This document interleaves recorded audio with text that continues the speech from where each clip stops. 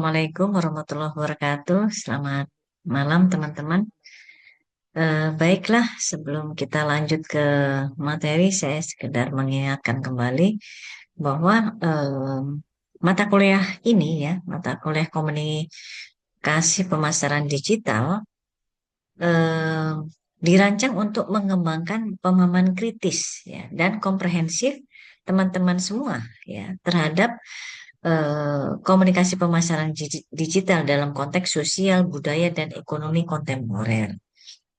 Nah, berbeda dengan pendekatan praktis, mata kuliah ini ya untuk mahasiswa magister ilmu komunikasi menekankan pada analisis teoritis, evaluasi kritis, dan refleksi mendalam terhadap fenomena komunikasi pemasaran di era digital. Sehingga mahasiswa teman-teman akan kita ajak untuk mempertanyakan asumsi-asumsi fundamental dalam praktek pemasaran digital sambil mengembangkan kemampuan untuk memproduksi pengetahuan baru yang relevan dengan perkembangan teknologi dan masyarakat. Sekedar mengingatkan juga bahwa kemampuan yang kita harapkan ya dari mata kuliah ini, teman-teman mampu mengidentifikasi dan mempertanyakan asumsi-asumsi yang mendasari praktik komunikasi pemasaran digital. Kemudian bisa juga dapat menganalisis fenomena komunikasi dari multiple perspektif, ekonomi, sosial, budaya, dan politik. Selanjutnya, yang ketiga, kemampuan teman-teman untuk melihat big picture, gambaran besar, dan memahami interconnectedness ya, eh, keterhubungan antar elemen dalam ekosistem digital. Nah, kemudian materi ini kemarin kita sudah banyak belajar beberapa materi. eh, Ya, di antaranya yang teman-teman mungkin ingat ya, ada prinsip-prinsip media digital, ada IMC ya, Integrated Marketing Communication atau komunikasi pemasaran terpadu. Kita kemudian juga ada ragam online marketing, ada tentang juga apa perilaku konsumen dan luxury gitu ya, dan religiositas dan perilaku konsumen, digitalisasi iklan, transmedia storytelling dan marketing, branding, social marketing, dan terakhir nanti akan kita bicarakan hari ini tentang surveillance, capitalism, dan digital labor. Nah, seperti yang sebelum-sebelumnya juga kita sudah apa sistem pembelajaran kita sudah ngambil beberapa studi kasus, kita juga sudah mengkritisi ya apa mengevaluasi, mengkritis juga menganalisis jurnal, kita juga melakukan riset kecil ya, riset kecil. Nah, sekedar mengingatkan juga bahwa sistem penilaian termasuk juga keaktifan teman-teman dalam diskusi. Jadi mudah-mudahan teman-teman hari ini juga bisa aktif gitu ya dalam diskusi. Kemudian seperti yang lalu sudah kita teman-teman kita tugaskan untuk membuat paper, itu termasuk dalam komponen penilaian kita. Selain ini juga sudah ada kuis waktu itu dan UTS. Dan terakhir nanti akan saya sampaikan juga UAS gitu ya. Mungkin saya loncat dulu nanti ke sini dulu ya. Yang ngomong soal digital labor ini yang namanya Christian Fuch gitu ya. Dia profesor dia dari diri dia lulusan Vienna ya, Austria dan sekarang kayaknya dia di Jerman kalau nggak salah. Nah, dia itu juga punya open access jurnal namanya Triple C, Communication, Capitalism, dan Kritik gitu ya. Nah, itu. Jadi open access jurnal itu artinya bisa diakses siapa aja. Jadi termasuk maksudnya kita free gitu ya. Nah, maksud saya di free. Nah, Fuh ini memang mengkritik lah istilahnya. Dia sering mengkritik bahwa jurnal itu eh, sebagai bagian dari apa ya istilahnya kapitalisme jurnal gitu ya kan. Dia sering mengkritik seperti itu. Nah, makanya dia kayaknya bikin sendiri terus kemudian makanya free gitu ya untuk diakses gitu ya. Nah, kemudian ya ini ya si Fuh ini ya Austria mungkin teman-teman bisa browsing juga di YouTube-nya juga banyak gitu ya. Tapi dengan aksennya Austria gitu ya, Jerman ya. Jadinya agak kadang agak sedikit sulit ya untuk dipaham. Nah, terus oh dia ini pernah juga diundang sama Brawijaya. Saya pernah dengar UB di Malang. Saya pernah mendengarkan kuliahnya juga. Nah, si Fuh ini ya, saya juga mau bilang bahwa dia ini memang agak ke kiri ya. Dia banyak Marxism gitu ya. Dia banyak apa politik ekonomi gitu ya. Nah, seperti itu. Nah, yang satunya lagi ini yang namanya si Shoshana Zuboff gitu ya. Dia BA-nya di filosofi dan PhD-nya di social psychology gitu. Nah, psikologi sosial. Makanya ini nanti akan tercemin ya pemikiran-pemikirannya gitu ya. Nah, ini yang kalau si ini ya, jadi si Shoshana Zuboff ini backgroundnya psikologi. Kalau yang ini backgroundnya dia lebih ke kayak apa ya? Dia dia mengkritik kapitalisme gitu ya. Nah, itu makanya nanti akan kita lihat bagaimana perbedaan-perbedaan pemikiran mereka ya soal em, digital ini ya, dunia em, digital saat ini. Nah, si siapa? Fuh ini bukunya banyak. Nah, dia sangat ini ya, digital capitalism, social media, critical introduction, komunikasi dan kapitalism, digital labor, nah, foundations critical theory dan sebagainya. Terus kemudian yang satunya adalah si Shoshana Zuboff, dia bukunya ini yang sangat terkenal, The Age of Surveillance Capitalism. Ini ada di Tokped. Oh nggak salah ada, kayaknya bahasa Indonesia ada ya. Tapi saya belum pernah. Saya penasaran juga sebetulnya. Saya pengen beli, tapi saya belum sempat. Ini 900 halaman bukunya. Jadi dia mengatakan bahwa ada kapitalisme pengawasan gitu ya. Kita coba lihat ya.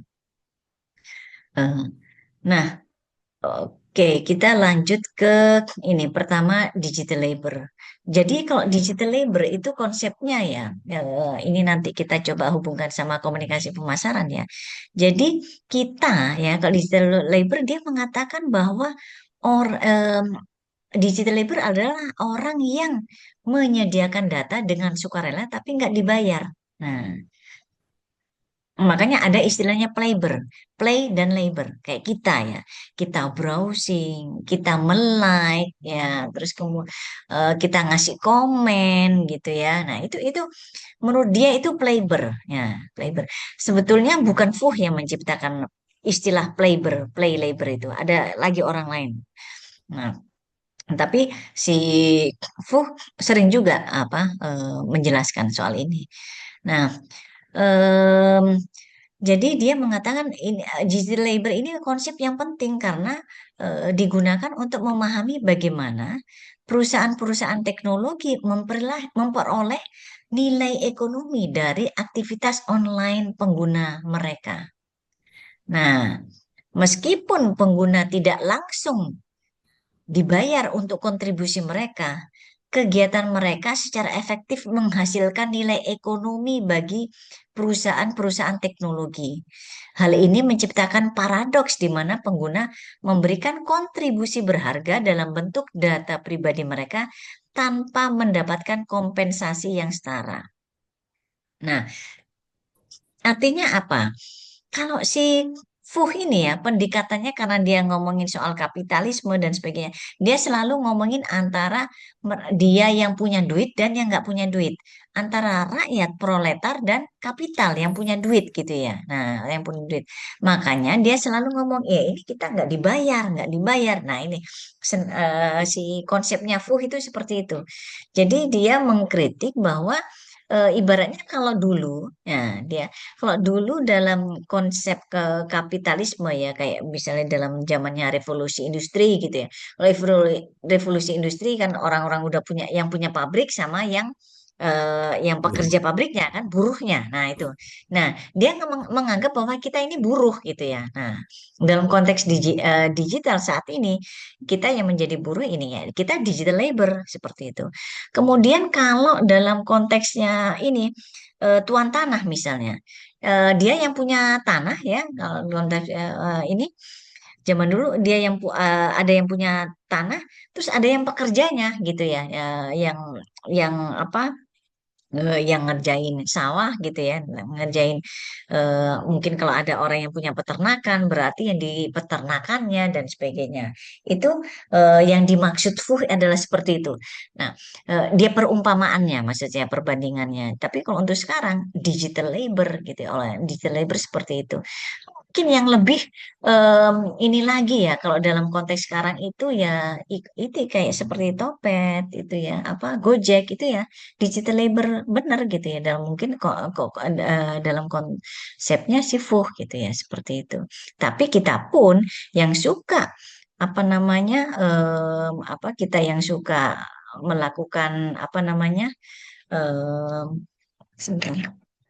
Nah, kita yang apa bermain di apa di HP, main-main di HP ya kita full menganggap bahwa kita itu juga digital labor. Nah, selanjutnya si ini ya sebentar. Em, nah ini jadi kalau digital labor itu kan ya ini ya semua aktivitas yang menghasilkan nilai ekonomi di platform digital. Jadi terus konsepnya si FUH juga unpaid digital work. Jadi kita kerja produktif. Iya, jadi kita apa namanya? Kita melike orang ya di IG ya, tapi nggak hanya di sosmed ya. Mungkin kita juga bikin ini ya kalau apa istilahnya ya ada tempat makan terus kita memberikan rating dan sebagainya gitu ya. Kalau kita pas di Google dan sebagainya itu juga kerja produktif menurut dia tanpa kompensasi finansial. Ya, persepsinya ya persepsinya si fuh gitu ya. Ya contohnya ya reviews gitu ya, sosial media posting itu juga gitu. Kita nge-tag foto itu unpaid digital work katanya si fuh. Terus kemudian prosumer, jadi produsen maupun konsumen. Jadi user sebagai produsen dan konsumen sekaligus. Nah ini terus kemudian digital alienation, terasing dari hasil kerja. Nah, konten viral misalnya, tapi profit itu yang jauh-jauh lebih banyak menurut Fu, makanya dia selalu mengkritik. Itu yang untung ya, ya ininya yang punya platform gitu ya. Ya, jadi sebenarnya kita nggak dapat banyak gitu ya. Nah, menurut si Fu kayak gitu. Terus kemudian, nah ini dia sebetulnya memberikan alternatif gitu ya. Ada yang namanya digital commons. Digital commons itu apa? Model alternatif berbasis kepemilikan bersama. Jadi Wikipedia, open source itu seperti itu. Itu yang eh, pendapatnya Fuh. Nah, kalau si siapa namanya Shoshana Zuboff gitu ya, dia karena ingat bahwa dia backgroundnya apa? Dia backgroundnya psikologi. Jadi makanya dia lebih ke behavioral surplus gitu ya. Nah, konsep psikologi kan ngomongin soal behavior, ngomongin tentang perilaku. Makanya dia konsepnya dia kapitalisme pengawasan eh, apa surveillance capitalism gitu lebih ke istilahnya dia ke perilaku apa dia ngomong bahwa perilaku apa manusia melebihi apa yang dibutuhkan gitu ya untuk meningkatkan layanan dan kemudian dieksploitasi untuk keuntungan ekonomi gitu ya. Jadi dia melihat bahwa behavior kita, perilaku kita itu dijadikan data. Nah, jadi ada data mining melalui behavior kita. Apa yang kita browse gitu ya, apa yang kita cari terutama di Google, dia terutama banyak mengkritik ya. Kalau si Zuboff banyak mengkritik si Google gitu ya karena Google itu kemudian menjual kita ke advertiser gitu ya, ke pengiklan gitu ya, perilaku kita. Nah, itu yang menurut si apa, Zuboff maupun Fuh itu sebetulnya tanpa konsen kita, tanpa sepengetahuan kita. Jadi diapakan kita gitu ya. Itu yang menjadi pertanyaan si Zuboff. Siapa yang membeli kita? Gimana? Data apa yang diambil perilaku? Data apa yang diambil dari kita gitu ya? Sama si Zuboff seperti itu. Nah, em, ini ya. Jadi kalau si apa namanya Zuboff, nah jadi kalau si Zuboff melihat bahwa ketika ada kapitalisme pengawasan, ini cuman istilahnya mutasi baru dari kapitalisme. Nah, yang berbeda dari kapitalisme sebelumnya gitu ya. Nah, ini kapitalisme dalam konteks digital gitu ya. Nah, seperti itu. Jadi orang nyari duitnya di sini gitu ya. Nah, seperti jadi kita tadi dijual ke pengiklan gitu ya, ke advertiser gitu ya. Seperti itu. Kalau si Zuboff. Terus kemudian em, makanya dia bilang ini kan dia karena dia lebih ke pendekatan psikologis dan sosial, dia melihat bahwa nah dampaknya ini seperti ini yang tadi kita dijual. Kalau Fuh karena dia lebih ke dia mengkritik kapitalis dan kita tahu kalau bahwa kapitalis itu lebih ke kiri gitu ya. Dia melihat ada relasi kelas dalam digital ekonomi. Jadi kelas yang ini berarti yang punya aplikasi dan maupun em, yang kita ini yang buruh kita itu ya. Seperti itu. Sampai sini mungkin teman-teman ada yang pengen kasih apa namanya pandangan? Berarti kalau misalnya kita ngomongin Gojek misalnya ya, itu gimana itu? Itu termasuknya yang mana? Yang contoh yang paling cocok gitu di ini Gojek berarti yang Fuh apa yang Zuboff kalau kita ngomongin eh, Yang asal Jerman itu. Apa ya? Fuh, Fuh. Fuh, iya, Fuh. Ya. Jadi gimana sebetulnya kalau Gojek itu? Ya, kan data misalnya kalau kita biasa ini ya Bu, biasa menggunakan layanan Gojek kan eh, dia udah tahu pola perjalanan orang gitu kan. Sehingga kalau satu orang rutin apa menjadi menggunakan jasa itu di jumlah itu kan jadi big data tentang misalnya pola-pola transportasi, pola mobilisasi maaf, pola mobilisasi orang sehingga uh, di jam-jam tertentu, traffic-traffic tertentu, uh, dia sangat tahu betul ya pola orang bermobilisasi di semua uh, layanan atau semua titik kota di Indonesia gitu, yang terutama ada layanan Gojek misalnya. Itu kalau dijual data itu ke orang lain kan dia dapat duit banyak, sementara kita kan malah bayar gitu. Dengan jasa itu kita bayar, tapi dia mengkapitalisasi semua data yang masuk ke dia jadi satu data tersendiri tentang tren misalnya, tren mobilisasi orang, itu bisa dibawa tarik kemana-mana. Kemudian kalau kita pesan food kita ya, makanan ya, kita katakanlah pakai GoFood gitu, kan dia juga tahu pola tren apa ya, tren tren makanan favorit itu udah langsung dia punya big datanya malah di setiap kota gitu.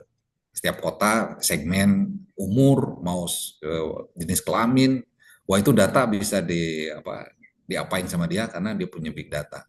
Tanpa kita mendapatkan benefit gitu, maka kita bayar gitu Bu.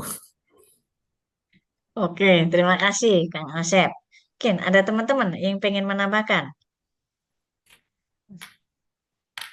Sarah, Ferwindus, Mas Ari. Ya, sekarang berapa persen ya? Berapa yang didapat oleh Gojek misalnya? Ada yang teman-teman yang tahu nggak berapa yang dapat sekian persen? Jadi misalnya kita bayar Persen 20.000. persen gimana Bu? Maksudnya Misalnya market apa gimana Bu? misalnya mereka narik kita gitu ya. Kita bayar 20.000 misalnya. Dia dapatnya berapa persen? Oh, tinggi Bu. Seingat, mohon maaf ya, koreksi teman-teman kalau saya salah. Itu kan porsinya si driver itu mereka nyebutnya mitra. Itu kan kecil sekali. Dulu masih tinggi, makin lama makin karena persaingan itu kecil sekali, Bu. Kecil. Sementara mereka kan dapat dari mungkin dari pulsa ya, mungkin ya, kan itu sharing juga, Telkom dapat benefit, kemudian atau operator telekomunikasi ya, si layanan aplikasinya dapat benefit. Untuk si itunya kecil, ya saya nggak tahu ya berapa persennya ya. Yang pasti bagian besar si punya platform gitu. Makanya eksploitasi kalau ke konsepnya fuh itu ya, Betul. Ya, eksploitasi. betul, Bu. Jatuhnya eksploitasi sih, Bu. Oke. Terus kemudian kalau teman-teman iya nih kayak Topet ya.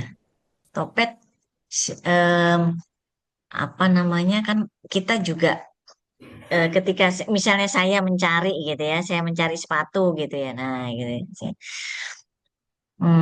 Itu kan terus kemudian selanjutnya ada iklan-iklan juga ya, sepatu dan sebagainya. Nah, itu ya juga ada prediktif ya. Nah, ini kita ya diprediksi lah ya. Oh ini jangan-jangan ini bakal tertarik dengan ini. Jadi makanya selanjutnya banyak yang ditawarkan terkait sepatu-sepatu kita. Tapi mungkin nggak sih ya ini ya ini kita mencoba ini ya berprasangka baik. Em, Mungkin nggak sih data kita misalnya dari Topet apa ya dari digital ya nggak hanya Topet mungkin dari digital semua itu bisa kita istilahnya dijual ke dibocor untuk Kalau kepentingan iklan. Hmm. Ya Mas Arif. Kalau data sih enggak sih, rata-rata kalau kecenderungan kan kalau kebiasaan kita misalnya kan sekarang ini kan digital, contohnya TikTok lah, kalau kita, hobinya otomotif berarti rata-rata semua yang masuk atau itunya rata-rata kontennya itu semua, otomotif.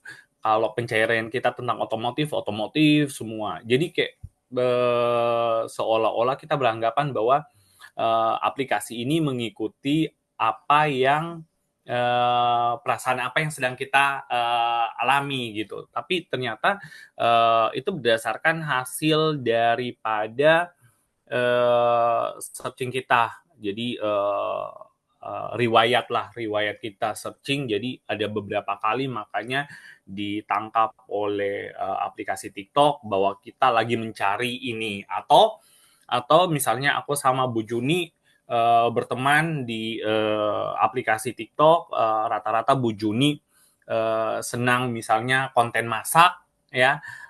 Dengan sendirinya juga pasti aku ada beberapa kali konten masak itu akan tampil di wall aku karena mungkin antara pertemanan aku sama Bu Juni disinkron di aplikasi itu sehingga memang ada beberapa konten yang akan naik sama sih Bu. Kalau untuk data tergantung kalau kita biasanya mencari sesuatu kan sekarang ada aplikasi yang memang bisa tracking. Jadi siapapun itu kemarin aku sempat lihat di satu konten Bu ya. Jadi misalnya aku atas nama Aryadi Safi'i. Jadi aku tinggal download aplikasi apa, searching aja Bu Juni misalnya. Bisa kelihatan Bu Juni terakhirnya itu lagi interaksi atau lagi searching apa itu bisa ketahuan sih Bu dari platform yang memang sekarang ini lagi tren gitu ya untuk melacak katanya sih buat tanda kutip mengawasi pasangan biar nggak main-main. Jadi makanya aku juga sempat kaget. Oh ternyata betul ya. Ketika kita hasil pencarian terakhir ketahuan nih. Oh di jam sekian lagi login di Google perihal misalnya mencari tesis itu ketahuan sih Bu gitu. Nah itu ya makanya si ini Zubov sangat. Nah itu dari sisi etika itu gimana ya menurut teman-teman ini? Etika ya, ini ya etika. Ya, ya itu tadi ini banget itu sampai ke privasi gitu ya, etika gitu ya. Terus ketika misalnya ya itu kita Google ya, tadi kita udah googling misal mencari tesis apa segala macam terus kemudian apa namanya, tadi bisa dilihat oleh ya, pihak lain gitu ya. Tapi satu lagi yang dalam konteks apa komunikasi ketika kita dijual ke agensi gitu ya, misalkan kita dijual ke agensi gitu ya. Agensi-agensi kan melihat ya itu ya segala macam lah ya di situ saya mungkin ya algoritma ini kita gitu ya. Itu gimana secara etis gitu ya menurut teman-teman? Etika dalam arti apa norma yang disepakati dan diputuskan misalnya ya, entah apa namanya regulasi ataupun itu yang sifatnya mengikat kan selalu berada di belakang kejadian baru kemudian bicara etika gitu ya Bu ya. Nah ini kan hal barang baru. Norma yang berlaku saat ini kan Undang-Undang ITE ya Bu, norma hukum lah ya. Nah tapi yang seperti ini kan mungkin saat disusun Undang-Undang ITE mungkin ya, saya juga nggak begitu paham. Konsep apa kapitalisme pengawasan ini mungkin belum bisa masuk pemahamannya ke para legislator mungkin ya. Sehingga tentang kan ada peraturan tentang apa kerahasiaan data. Ini peraturan kerahasiaan data saat ini kan sumir Bu. Contoh misalnya tiba-tiba kita urusan handphone aja ya, ditelepon kanan kiri, padahal entah orang kemudian memberi penjelasan, oh itu kan kesalahan karena kita ngasih nomor sembarangan, bisa jadi iya gitu ya. Saat kita apa eh, ngisi pulsa dan sebagainya, kemudian dijual. Nah, padahal kita kan ngasih data pribadi ke urusan misalnya aspek kesehatan, aspek apa kependudukan dan lain-lain. Tiba-tiba kok bisa orang menjual data kita misalnya untuk yang sederhana misalnya handphone. Nah, sekarang lebih dari itu data-data pribadi yang tadi sampaikan Mas Ari, saya juga baru paham ya. Ternyata ada gitu juga. Bahaya ini Wah, berarti ya. yang padahal yang Bahaya. selama ini kan yang tahu kita gitu. Mm-mm. Apa kalau kita lihat history gitu, kita tahu oh minggu yang lalu atau hari kemarin kita klik ini. Nah, kalau pasangan kita orang yang jadi teman kita itu bisa tahu kita, wah, di mana privasinya gitu udah apa sudah tidak ada yang namanya privasi gitu ya. Padahal itu hal penting.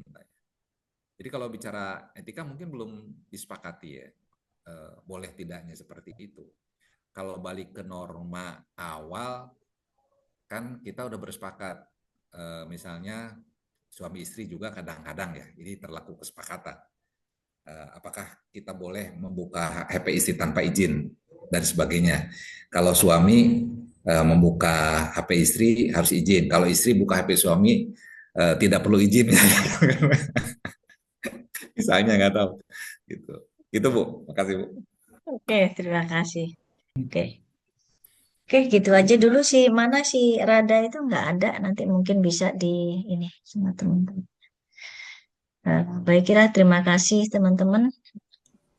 Selamat malam. Baik, Hai Malam Bu, Bu. selamat malam Bu. terima kasih Bu, Bu. terima Allah kasih. kita Bu. ketemu lagi. Assalamualaikum warahmatullahi wabarakatuh. Selamat Waalaikumsalam malam Waalaikumsalam. teman-teman. warahmatullahi Selamat malam Bu. wabarakatuh.